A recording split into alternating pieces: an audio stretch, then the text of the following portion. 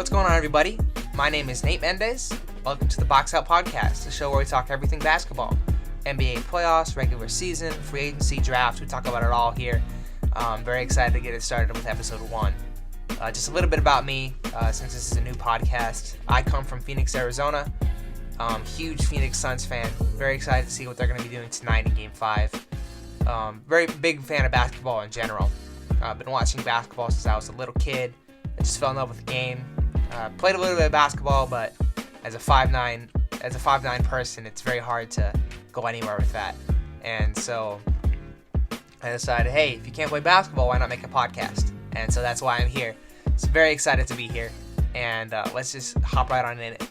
Today, in today's episode, we'll be talking a little bit about the NBA playoffs, some of the first round surprises, some teams that can go all the way, and a little bit about the Brooklyn Nets. You know, coming into the year as title favorites, ultimately getting swept in the first round by the Boston Celtics. So very excited to talk about the topics in the show, and I'm ready to get started.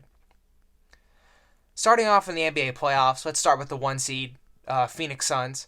As a Phoenix Suns fan, I'm disappointed. Coming into the league, Phoenix Suns won 64 games, looking like the most dominant team. Looking like they were the best Phoenix Suns team ever, looking very dominant, looking to finally give Chris Paul and the Phoenix Suns that first championship ring, about to run through the playoffs. But they're struggling to the New Orleans Pelicans. Yes, the 10th seed New Orleans Pelicans that snuck into the playoffs. Now, I get it. Very talented team. Brandon Ingram, very talented. CJ McCollum, very talented. After that, though, they got some defenders, they got some shooters, but the Phoenix Suns have that too. They're very deep, but Chris Paul is better than Brandon Ingram. DeAndre Ayton is better than Valanciunas. CJ McCollum is pretty good, but, you know, the Phoenix Suns are just ultimately the better team. And I thought they were going to just sweep through this round, and I was excited to look at Luka or Donovan Mitchell in round 2, but I guess the New Orleans Pelicans have been giving us problems. This is good for the Pelicans' future. With Zion coming back next year, they kind of look like a powerhouse coming into the year. Zion Williamson, Brandon Ingram, CJ McCollum looks like a super team if Zion decides to stay. But talking about this series right now, I think the Phoenix Suns just need to wake up and show, hey, we won 64 games. We are a very talented team. We have Chris Paul. We've been here before, and let's win this playoff series and move on from there. I expect a win tonight, playing in Phoenix in front of one of the best crowds in the NBA. And I expect a win tonight, hope for a win tonight as a Suns fan. And I think the Phoenix Suns are moving on, and the Pelicans have a chance to build on this experience, of being at the playoffs. But ultimately, I don't think they have the talent or firepower to get through round 1. Talking about another team that I think should have swept through their round, the Memphis Grizzlies. They're looking like a pretty good team as well. Ja Morant is amazing. Competing for MVP, might be first team All-NBA. Even without Ja Morant, that team is I think 26-2 without him. So just a very good team. Jaren Jackson Jr. His name escapes me. Jaren Jackson Jr., Desmond Bane, just a very talented team around Ja Morant. Very gritty, very young, very inexperienced, but they are hungry, and they were looking to make a run through the playoffs. But the Minnesota Timberwolves are getting them problems as well. Now, they're kind of in the same boat, the Minnesota Timberwolves and the Grizzlies. They're both young, they're both hungry, they're both super talented. Karl Anthony Towns highlights, Ja Morant's highlights, Anthony Edwards highlights, Patrick Beverley, Black Air Force energy personified. And so, it looked like an interesting series from the start. This might be a series where you might see an upset. Not that Minnesota is more talented or not that Minnesota is a better team, but they're both in the same boat. Both very inexperienced. I believe the most experienced person on both teams is Patrick Beverley when it comes to the playoffs. I believe he's made the playoffs every year of his career. And so, I'm really excited to see what this series becomes, who wins the series, who comes out. faces the Warriors in the next round, and that's just a series to look out for. There's a game tonight, I believe it's happening 7 p.m. Eastern time, and yeah, very exciting series. I will definitely be tuning into that, and I'm just very excited to see how it's going to turn out. Shifting gears, going over to the East, let's talk a little bit about the Toronto Raptors and the Philadelphia 76ers. Toronto, sadly, did not start off very hot. They were down 3-0. It was looking like a sweep for the 76ers. They were firing on all cylinders. Joel Embiid and Harden combined for like 50 free throws or something. And so I thought Philadelphia was about to run through them, but Toronto has proven that they're a very tough team to handle. They have Fred VanVleet, they have Pascal Siakam, Gary Trent Jr., a very talented, very deep team. Very well built, very well coached. And Nick Nurse, I think he doesn't get enough credit as he should for the development of this team.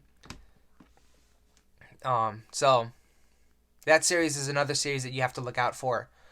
Toronto, very deep, very talented. But Philadelphia ultimately has the best player on the floor within Joel Embiid. He competed for MVP.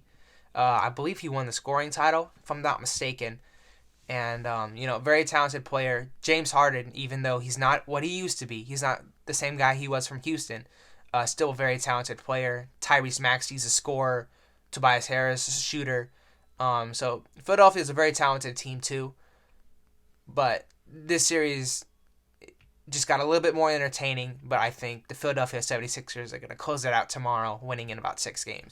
But out of all of these playoff series, one series stuck out. The Boston Celtics and the Brooklyn Nets. Now, going into this, I made a little predictions on TikTok about how the Eastern Conference playoffs are going to shape out. I thought it was going 7 games. I thought this was going to be one of the best playoff series of the whole playoffs. Boston, very talented, got very hot after the All-Star break. And the Brooklyn Nets, they have Kevin Durant, Kyrie Irving. I was hoping to see Ben Simmons. Sadly, we couldn't see him for Game 4. But I thought this game was going 7. After I watched Game 1, very close, very, very well fought game, ending on a Jason Tatum buzzer beater. I thought this was going to be a very exciting series, but I'm disappointed. The Brooklyn Nets really couldn't put up a fight. You've seen a lot of Thunderstruck memes where Kevin Durant's powers are getting stolen. Kevin Durant, I've seen that all around Twitter. And, I'm disappointed in that team. Going into the season, they were overwhelming title favorites. Everyone thought the Brooklyn Nets and the Los Angeles Lakers were going to be in the playoffs, being in the finals. The Lakers didn't make the playoffs, and the Brooklyn Nets got bounced first round, swept. So going forward, the Brooklyn Nets have a couple of options that they can do. But let's talk about some of their notable free agents going into the season. Kyrie Irving, he's a free agent. He has a player option for about $36 million. And he's expressed to the team that he loves it there. He wants to play with Kevin Durant. He wants to stay. So I don't expect Kyrie to go anywhere. Patty Mills has a player option, but I believe he's going to stay as well. But Bruce Brown is an unrestricted free agent. Bruce Brown is a very talented individual for the Brooklyn Nets. He's kind of their do-it-all man. He can score. He can defend a little bit. He can shoot. Very talented and really has helped that team elevate that team to the next level with the bench unit. But the Brooklyn Nets have no cap space. They have the mid-level exception, and on top of that, maybe about $5 million to spend. So they don't have a whole lot to pay him. Bruce Brown probably wants, I don't know what he wants, but he probably wants a little bit more than $5 million a year. And so I believe he's going to go elsewhere. I'm not too sure where. I don't know how big the Bruce Brown market is, but Bruce Brown is a very talented individual that can fit on almost every team. And he's probably gone after this season.